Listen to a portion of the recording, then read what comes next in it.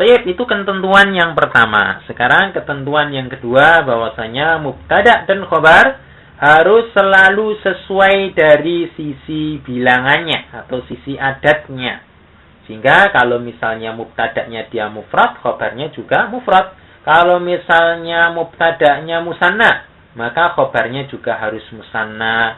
Kalau misalnya mubtada'nya jamak, maka khobarnya juga harus diikutkan dalam bentuk jamak. Baik, contohnya misalnya al-muslimu hadirun. Kita lihat al-muslimu dia bentuk mufrad. Maka khobarnya juga mufrad hadirun. Kemudian kalau kita jadikan bentuk musanna misalnya. Cara pembentukan musanna tentunya antum sudah pada paham semua. Yaitu ditambah dengan alif dan nun atau ya dan nun. Nah, kalau ciri dari rofaknya kan dengan ditambah dengan alif. Jadi makanya bentuk musannanya al-muslimani.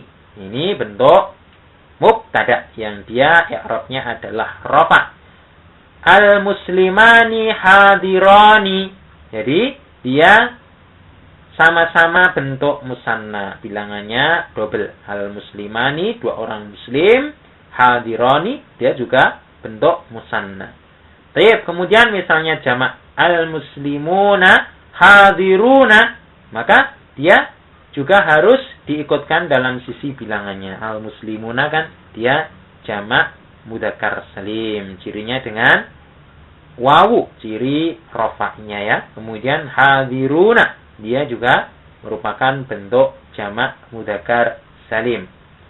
Baik, itu ketentuan yang kedua. Sekarang kita akan memasuki ketentuan yang ketiga. Jadi ketentuan yang ketiga ini perlu diperhatikan bahwasanya mubtada dan khobar harus selalu sesuai dari sisi jenisnya. Maksudnya bagaimana? Misalnya mubtada'nya dia mudzakkar, maka khobarnya juga harus ikut mudzakkar. Demikian pula kalau misalnya mubtada'nya dia muannas atau perempuan, maka khobarnya juga harus ikut muannas. Karena memang susunan mubtada dan khobar dia harus selalu sesuai dari sisi jenisnya. Tayyib, misalnya contohnya kita buat di sini al-muslimu sholihun. Kita tahu al-muslimu ini bentuk mudzakkar, sholihun juga bentuk mudzakkar. Kemudian kalau kita ingin contoh yang muannas misalnya untuk isim, kalau kita ingin membuat muannas, kita kan tinggal menambah dengan tak marbutoh ya. Kemudian jadilah al-muslimatu.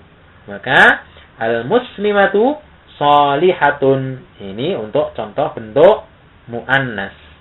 Tayyib, ini muannas yang mufrad. Kemudian misalnya kita ingin membuat contoh yang dia itu jamak misalnya. Jamak mudzakkar salim. Yang dia untuk mudzakkar ya. Contohnya misalnya al-mu'minuna mujtahiduna.